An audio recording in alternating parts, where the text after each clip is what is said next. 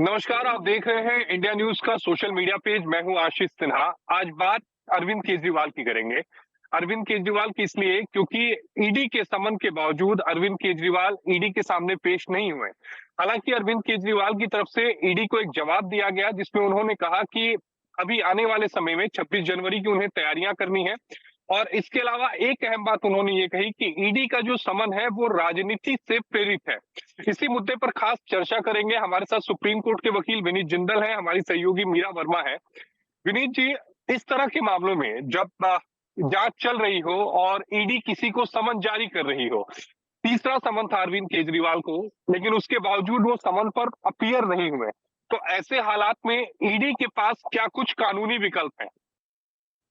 आशीष भाई देखिए, अभी जो अरविंद केजरीवाल को जो सम्मन इश्यू किया गया था, वो धारा 50 पीएमएलए एक्ट के अंतर्गत किया गया और उस धारा में ये कहा गया है कि इन्वेस्टिगेशन और डॉक्यूमेंट कलेक्टिंग के लिए आप किसी को बुलाएँगे। उसका रिस्ट्रिक्शन कि वो कितनी बार बुलाया जाए, क्या प्रोसेस रखा जाए, वो ईडी के पास उसका डिसीजन है। अरेस्टिंग का इश्यू जो है, वो सेक्शन 19 पीएमएलए एक्ट के अंदर आता है, जिसके अंदर ये कहा गया है कि किसी भी व्यक्ति को अगर ज़रूरत लगती है अरेस्ट करने की, तो उसको उसका ग्राउंड बताया जाएगा पीएमएल एक्ट के अंदर जी। और ये भी बताया जाएगा कि किस आधार पे उसको अरेस्ट किया जा रहा है। इवन यहाँ तक कहा गया है कि उसको लिखित में दिया जाए कि जी। किन-किन आधार के ऊपर उनको अरेस्ट किया जा रहा है। अरविंद केजरीवाल के मामले में अभी तक सेक्शन 50 का जो नोटिस दिया गया, वो कलेक्टिंग ऑफ एविडेंस के लिए दिया गया।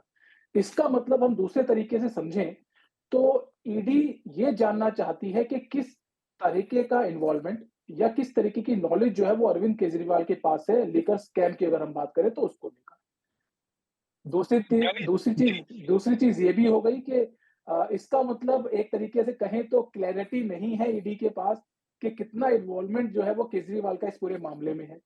तो सेक्शन 19 में जब अरेस्ट की बात हम करते हैं, जो कि केजरीवाल बहुत मैं कहूँगा कानूनी विचार विमर्श करने के बाद केजरीवाल जो पूरा जो एक उन्होंने अपना कैंपेन भी चलाया राजनीतिक रूप से इस पूरे लीगल एस्पेक्ट को लेकर, तो कहीं न कहीं मुझे लगता है कि पूरा कानूनी प्रक्रिया को समझने के बाद किया जा रहा है।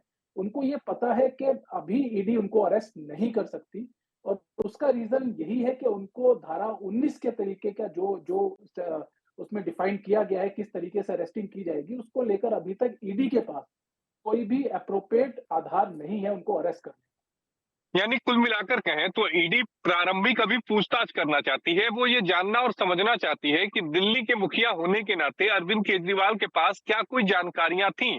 क्या उन्हें इस बात की जानकारी थी कि उनके नाक के नीचे ये सब कुछ हो रहा है? बिल्कुल, बिल्कुल और मुझे लगता है कि कहीं न कहीं अरविंद केजरीवाल इस बात को अवॉइड करना चाहते हैं कि वो फिज़िकली जाकर क्योंकि आप देखें जो उन्होंने जवाब ईडी को दिया चाहे वो पहले जवाब हो या आप जो रिसेंट उन्होंने जवाब दिया ईडी को, वो पूरा-पूरा आप देखें कि कानून के अलावा राजनीतिक तरीके से भी उसके अंदर कुछ चीज़ें लिखी गई हैं और कानूनी चीज़ में ये लिखा गया कि आप मुझे लिखित में दीजिए कि आपको किन-किन चीज़ों का जवाब चाहिए। जो कि हम्म। इन्वेस्टिगेशन में जनरली नहीं किया जाता। अगर आप कोई इन्वेस्टिगेशन एजेंसी इन्वेस्टिगेशन करती है, तो वो अपने पास बुलाती है। आप अगर लिखित में भी देना चाहें, तो वहीं पे वो दिया जाता है। कभी भी अक्यूज़ को उसके पास या जो भी गवाह बनाना चाहती है, किसी भी इन्वेस्टिगेशन के अंदर कोई इन्वॉल्व होता है, तो उसको कोई पूरा एक क्वेश्चनियर बना के उसके घर नहीं भेजा जाता। तो ये बात अरविंद केजरीवाल को पता है और कानूनी रूप से ये चीज़ पॉसिबल नहीं है। इसीलिए उन्होंने पूरा एक तरीके का मैं कहूँ कि कानूनी प्रक्रिया समझने के बाद एक रिप्लाई बना के और देखिए, बड़ा इंटरेस्टिंग है कि जी। किसी भी नोटिस को उन्होंने अवॉइड नहीं किया। हम ये बार-बार मैं न्यूज़पेपर से भी पढ़ रहा हूँ कि अवॉइड कर रहे हैं, अवॉइड नहीं किया। नहीं, नहीं, अवॉइड नहीं किया उन्होंने है। सबका जवाब दिया उन्होंने है।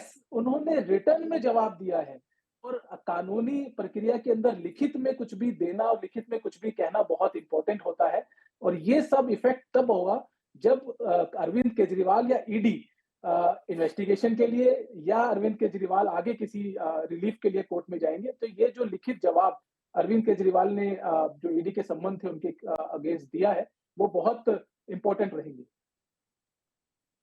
हाँ, मीरा के भी हैं, एक बार मीरा से भी समझ लेते हैं। मीरा, आपको आवाज़ आ रही है? जी सर, आ रही है। विनीत सर, पहला सवाल मेरा ये है कि आपको क्या लगता है कि अरविंद केजरीवाल को ईडी से अब चौथा समन मिलेगा? बिल्कुल, मुझे लगता है कि यही एक जो मैं कहूँ विकल्प है ईडी के पास फिलहाल। या तो ईडी चौथा सम्मन देगी, नहीं तो ईडी ये भी कर सकती है कि ईडी कंसर्न जो पीएमएलए कोर्ट है उसके पास जाए और वो डायरेक्शन माँगे कि अरविंद केजरीवाल को डायरेक्शन दिया जाए कि वो ईडी के सामने फिज़िकली पेश हों।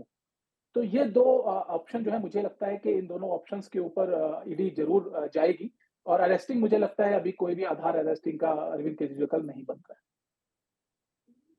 सर, जी, मीरा। दूसरा सवाल ये है कि अगर कोई समन समन के बाद भी जाँच एजेंसी के पास प्रेज़ेंट नहीं हो पाता है, तो उस कंडीशन में जाँच एजेंसी क्या स्टेप्स लेती है? देखिए, जाँच एजेंसी के पास वैसे अगर हम कहें तो अगर डायरेक्ट इन्वॉल्वमेंट और एविडेंसेस हैं, तो अरेस्टिंग जाँच एजेंसी बिल्कुल कर सकती है। दूसरी बात ये है कि अगर कोई एक्यूज़ अपीयर नहीं हो रहा तो वो वारंट के लिए कंसर्न कोर्ट जो भी हो, जैसे इस मामले में पीएमएलए कोर्ट जो है वो कंसर्न कोर्ट होगी, वो उसको अप्रोच कर सकते हैं। चाहे वो अरेस्टिंग की माँग करें, चाहे वो डायरेक्शंस की माँग करें कि भई जो भी जिससे भी इन्वेस्टिगेट करना चाहते हैं उसको डायरेक्शन दिया जाए कि वो कंप्लाई करे ईडी के नोटिस को और अगर नहीं कर रही है तो अरेस्ट के लिए उसके जो रिलीफ है वो माँग सकते हैं। मैं एक दिलचस्प यहाँ पर पहलू है, मैं विनीत भाई से लेना चाहूँगा इस सवाल का जवाब। विनीत भाई, इस पूरे मामले में अगर देखा जाए तो अरविंद केजरीवाल का जो रोल है वो अभी तक तय ही नहीं है कि अरविंद केजरीवाल एक्यूज़ हैं, अरविंद केजरीवाल विटनेस हैं। दरअसल ईडी तो अभी रोल को डिफाइन करना चाहती है, तो गिरफ्तारी का तो अभी सवाल ही नहीं उठता। बिल्कुल और ये बात अरविंद केजरीवाल को बहुत अच्छे से पता है और इस पूरे मामले का मैं कहूँ कि ईडी ने जब नोटिस दिया अरविंद केजरीवाल को, मुझे लगता है कि अरविंद केजरीवाल पहले से तैयार थे इस चीज़ के लिए। फ़ायदा उठाने की एक मैं कहूँ कि इस पूरे लोग प्रोसेस की लीगल प्रोसेस की राजनीतिक फ़ायदा उठाने की जो है वो तैयारी की हुई थी और वो पूरा राजनीतिक इस फायदा तरीके की से जगह हम माहौल वर्ड यूज़ करें क्या कि माहौल बनाने की कोशिश की गई। बिल्कुल, बिल्कुल सही बात है और देखिए बहुत इंटरेस्टिंग है और ये सारा मामला तब देखिए चाहे हम पिछला कुछ चीज़ें देखें, तो जब सर्वोच्च न्यायालय में जब इस पूरे मामले में लिकर स्कैम को लेकर अलग-अलग पिटीशन चल रही, तो एक पिटीशन के अंदर ये सवाल सर्वोच्च न्यायालय में वर्बल ऑब्जर्वेशन आया था कि अगर ईडी की तरफ से जब आया कि आम आदमी पार्टी जो है वो इसमें बेनिफिशियरी है, तो ये वर्बल ऑब्जर्वेशन आया था सर्वोच्च न्यायालय का कि फिर क्यों नहीं ईडी को इस पूरे मामले में पार्टी बनाया गया? सॉरी आम आदमी पार्टी को क्यों नहीं बनाया गया? तब तो तब वो सरकार की तरफ से ये कहा गया था जांच एजेंसी की तरफ से कि हम इस पर विचार करेंगे और मुझे लगता है कि अगर आम आदमी पार्टी को इस मामले में आरोपी बनाया जाता है तो भारतीय इतिहास में पहली वो पार्टी बन जाएगी जिसके ऊपर आपराधिक मुकदमा चलेगा। इससे पहले मुझे नहीं लगता कि किसी राजनीतिक पार्टी के ऊपर, पार्टी के कार्यकर्ताओं के ऊपर, पार्टी के पदाधिकारियों के ऊपर, पार्टी के प्रेसिडेंट के ऊपर तो मुकदमे चले हैं, लेकिन किसी पार्टी के ऊपर आपराधिक मुकदमा चला हो ये मैंने नहीं सुना है। जी, बिल्कुल, अरे बहुत इंटरेस्टिंग होगा, इसलिए मैंने कहा कि ये अगर हम मामला देखें तो मुझे लगता है कि कहीं न कहीं ये बात सिर्फ़ अरविंद केजरीवाल की नहीं है, ये बात पूरी आम आदमी पार्टी की है क्योंकि ईडी बहुत स्पेसिफिकली इस चीज़ के ऊपर लिखित में सर्वोच्च न्यायालय में दे चुका है कि आम आदमी पार्टी की भी आम आदमी पार्टी जो है वो बेनिफिशियरी है इस पूरे लिकर स्कैम के अंदर। तो मुझे लगता है कि आगे जो आने वाला समय है, वो बहुत एक राजनीतिक और कानूनी तरीके से भी हम बात करें, बहुत ही एक बड़ा हम कहें परिवेश सामने आएगा इस पूरे मामले के अंदर। इन्वेस्टिगेशन बहुत इंटरेस्टिंग मोड़ पर है, चाहे वो अरविंद केजरीवाल को लेकर हो या आगे जो भी लोग इसके अंदर आएँगे और भी इसके दायरे में उनको लेकर हो। हालाँकि एक आखिरी सवाल मैं ले लूँगा, अरविंद केजरीवाल के पास कई कानूनी विकल्प हैं, वो चाहे तो हाई कोर्ट का रुख कर सकते हैं 226 में, वो चाहे तो 32 में सुप्रीम कोर्ट जा सकते हैं। इससे पहले भी हमने देखा कि कविता सुप्रीम कोर्ट गई थी, चाहे हेमंत सोरेन हो वो सुप्रीम कोर्ट पहुँच गए थे, हाई कोर्ट भी उन्होंने रुख किया था, लेकिन अरविंद केजरीवाल इन सभी जो उनके पास कानूनी विकल्प है उसका इस्तेमाल नहीं कर रहे हैं। आशीष भाई इसमें 2 पहलू जो हैं वो बहुत इम्पोर्टेंट है। पहला कि अरविंद केजरीवाल को पता है कि अगर वो किसी भी न्यायालय को अप्रोच करते हैं, चाहे वो दिल्ली हाई कोर्ट जाएँ, चाहे सर्वोच्च न्यायालय में जाएँ, तो अगर वो जाते हैं और वहाँ से कोई ऑर्डर उनके अगेंस्ट आ गया, तो उनके लिए उससे बड़ी जो सेटबैक होगा वो कोई हो नहीं सकता क्योंकि उस मामले में जब कोर्ट का कोई ऑब्जर्वेशन अगर उनके खिलाफ आ गया, तो फिर ईडी का एक फ्री हैंड होगा उनके पास अरेस्ट करने को या इन्वेस्टिगेशन को लेकर। तो मुझे लगता है कि वो इस चीज़ को अवॉइड कर रहे हैं कि अभी वो कोर्ट को अप्रोच करें। दूसरी बात, इस पूरे मामले का जिस तरह से राजनीतिक फ़ायदा अरविंद केजरीवाल उठाना चाहते थे, वो उनको अभी तक मिल रहा है, जो उन्होंने कैंपेन भी चलाया हुआ है अपना। तो मुझे लगता है कि इन सब चीज़ों को देखते हुए वो अभी कोर्ट में नहीं जाएँगे। और ये भी कह सकते हैं कि जैसे ही वो कोर्ट का रुख करते हैं, वो सारी जो चीजें हैं, जो राजनीतिक फायदे जिनका आप जिक्र कर रहे हैं, वो खत्म हो जाएंगे, क्योंकि कोर्ट का ऑब्जर्वेशन यही आना है या कोर्ट का आदेश यही आना है कि आपको जांच में सहयोग तो करना ही पड़ेगा, चाहे कोई भी मामला हो, उसमें जांच में सहयोग करना ही पड़ता है। और जब अदालत ये कह देगी कि नहीं आपको जांच में सहयोग करना पड़ेगा, तब अरविंद केजरीवाल के पास मजबूरी हो जाएगी, उन्हें जांच में शामिल होना ही पड़ेगा। बिल्कुल, बिल्कुल।